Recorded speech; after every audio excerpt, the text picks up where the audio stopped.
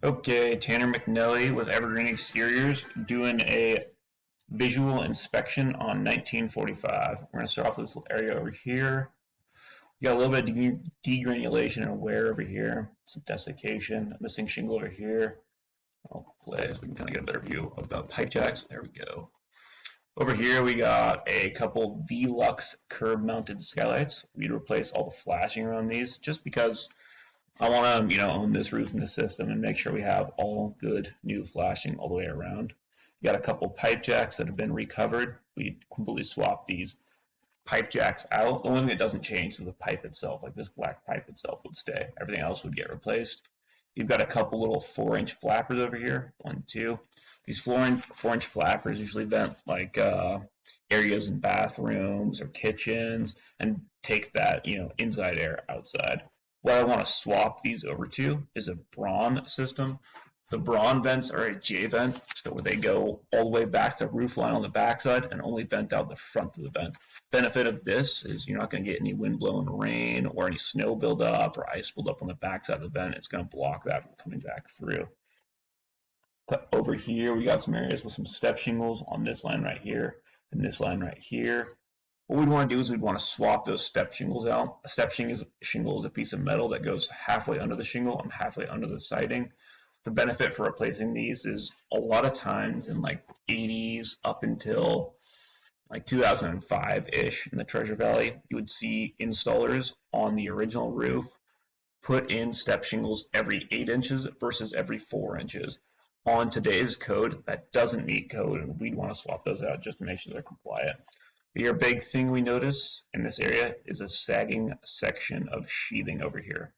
What we'd want to do is while we're on site, just swap out these 3 sheets right here. It's a really easy fix to do when we're already up there, already doing the roof, and straighten that out. So that way it's not going to, pop out for a home inspector, and it's not going to pop out for, a new buyer, and, they're not going to be like, oh, what's going on right there? The other big thing we do in this area is get rid of these RV49s right here. These are vents that are venting out your attic space, and we'd run a continuous ridge vent up here. The ridge vent we run is Owens Corning's OC20, so that means it's going to vent 20 square inches per lineal foot of vent. That means you're going to get a lot more exhaust venting out of the top of the roof up here, especially for a big structure like this. It helps out keeping the attic cooler, which is going to then in turn make the house cooler in the summer and make it easier to keep cool. The other thing in this area I'm noticing is you don't have any kick-out flashing. So we wanted to throw a nice little kick-out flashing in this corner over here to redirect water away from the side of the house and shoot it directly into this gutter. Not fly through. It's a bit windy today, so you'll have to excuse my slightly choppy drone footage. Let's see a better angle of those flappers I was talking about. Looks like one's been spray painted black. I hate that system, so it's just better to rock and roll with a new J vent there. Or on ones is what we like to run. You can see that dip again really well right there. I just know inspectors would hate that. Coming over here, you can see a big repair that was done at some point. See a couple more little shingles over here. Looks like all of these pipe jacks have been recovered at some point, so that means they've put a new little PVC cover over the top of them. We'd completely swap out everything, so you'd have a whole new system up there. Minus, of course, the pipe itself. The pipe stays. See a couple more little RV49s over here. What we have over here too on this roof are metal valleys. I really like metal valleys because they're going to eject water, granules, any kind of buildup on the roof off of the roofing system and keep it from building up. The other big benefit of metal valleys are they're going to prevent asphalt shingles from flexing through a transition like this. The downside of flexing asphalt shingles through a valley is you're going to get micro tears and micro breaks in those shingles that are flexed through. It worked a lot better back in the day of 3-tab shingles, but now with current architectural shingles, we'll see those micro tears and micro breaks, and I just don't want that to become a problem for someone. So I really like the metal valleys. We'd put new metal valleys in. We wouldn't reuse the old ones, but I would want to stick with the metal valleys up there. You can see we have some more RV49s over here, some more roof vents. We'd swap those out and run that same continuous ridge vent system over here. Over here we can see the gutters kind of coming through. You can see the shingle itself. You can kind of see over here we've got some, this looks like it's a little bit of wind damage over here. We've got more degranulation. Man, over here in this section. You can kind of see it in these flats as well too of the shingle. Gutters are fairly clean. Only dirty spot I'm seeing is kind of like right over here. We clean out the gutters for free when we're out there, just because we always track so much stuff into them just when it comes off the roof. Here we can see one of those RB49s. Like I said, swapping all those bad boys out and switching over to a continuous ridge vent system. We of course plug the old holes in the sheathing with new sectional pieces of sheathing called quick plugs. We don't just paste a couple pieces of metal over that old hole. Over here we've got a little let's see if I can pause it. An old bubble skylight. Usually I really like to replace bubble skylights when we do the roof. However, this one is a curb mounted bubble skylight. We can tell because we got that couple inch offset right there. So you don't have to replace it with the roof. You'd have no cost benefit to replacing it at the same time, and it can be done easily at any time in the future and just swapped out to a Velux skylight system, like what you have on the back side of the home on the northern side. We'd replace all the flashing just like we did on the other ones around right here. So you've got a better system. So that way, if the future buyer or if you ever wanted to replace that skylight up there, you could easily. Back around over here. Let me show this big repair over here. You can see a couple of spots. See if I can pause it again. Over here we have another area of step shingles. We want to replace these as well and throw a kick out flashing just to redirect that water back out on the main field of the roof. We don't want a bunch of water dripping off this side, getting a lot of the siding and causing damage and dry rot over there. So we just want to kick that water out. Kind of like they did right here, but they exposed a bunch of metal, which I don't love doing. So we'd run it on this shingle right here and kick that water back out on the field.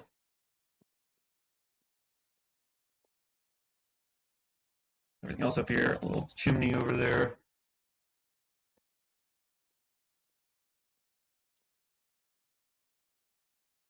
Everything else over here is looking pretty standard. A couple little hips. Here we can see some of those lifted shingles you were talking about. You guys, oops, if I can pause it. We'll see. Back just a second. Over here you can see a couple of those little pop shingle ends right there. Like right here we can see one. Right here we can see one. We can see a little tiny corner over here. And you're just going to get that out of a oxidized shingle, right? Especially like, based off the cut and the look of the shingle. I don't think this was Owens Corning's duration shingle. I think this was probably their entry line shingle, their Oak Ridge. Over here we're kind of zooming in. We can see, more of that desiccation and fiberglass matting through the shingle. Do I pause? Somewhere in here, maybe. We can see, there's the fiberglass, there's the asphalt in the shingle, and that white underneath it, you can kind of see, that shine you can kind of see. That's going to be the fiberglass matting. This isn't terrible in any sort of way. I'm sure you have 2 to 4 years left in this roof, maybe even more in some sections. Like this side, it's looking a little bit better than some of those other sides. So it just kind of depends.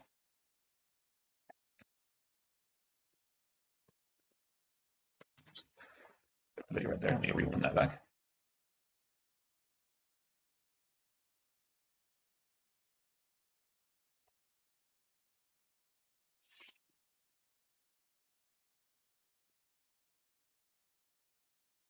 Coming back down here, we can see that gutter in the area around the deck up there. What we do for this project, just because we've got a little bit of a funky flashing line over there, is I'd want to bring out the metal brake. And I know that metal brake sounds funny, but it's a tool that we can bend like large sections of metal with. We'd bring it out on site and build a custom flashing piece for this area over here.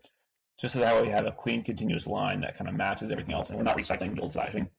That way we kind of own all the different aspects. Click and zoom in and show a little bit better over here. I have to pop off the fascia that goes around the deck, but that's not a big deal. Pretty easy little in and out. And would all be included. All the stuff that I'm bringing up right now is included. It's not like these would be extra or charges. I can see where you guys attached it in there. Let's see that. Waterproofing as well. Like I said, it would just be better for us to run a new piece of flashing throughout that area. You can see some more of those fiberglass matting showing through there. You can see that big little white section right there too.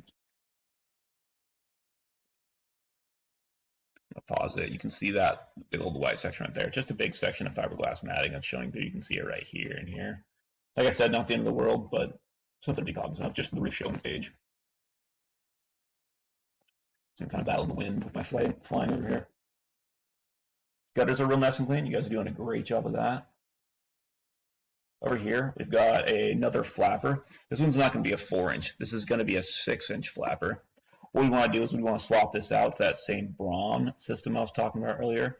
The benefit of the Braun system is, like I said, it's going to be fully sealed on this backside and it just vent out the front.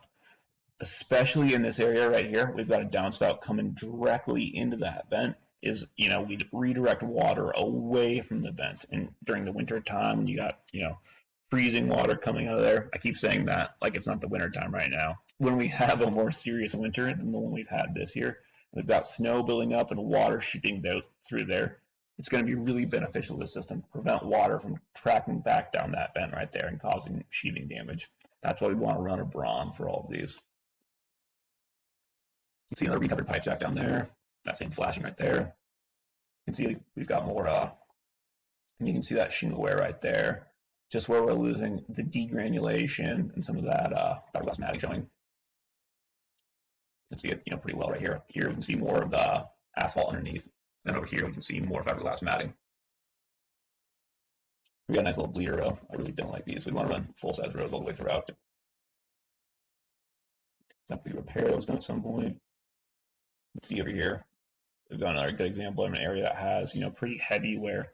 And you'll kind of see that in higher wear areas, like where, they were doing this repair. They probably messed with these shingles a little bit, stepped on a little bit, and that's kind of where you're seeing much worse wear out of this section of shingles than you are like 10 feet over like that.